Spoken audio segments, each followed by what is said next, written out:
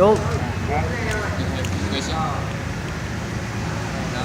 No, Mr. Mirupami, you have question? No. Alright, Mr. Isan, right? Yeah, you are very awesome. We will came here and then just share your idea about that. About very advantages and disadvantages for social media nowadays. I have a question for you. Do you agree if governor ban social media in Indonesia? Do you agree or not? Just give your reason. Ban, like example, there are Everything. aspect. Everything about social media. WhatsApp, Skype, Facebook, Line, everything. Do you agree or not? Yeah, I not agree with you. Not with me. Yeah. Not with me. Government. If government. Yeah. So why? I totally do not agree about that, man.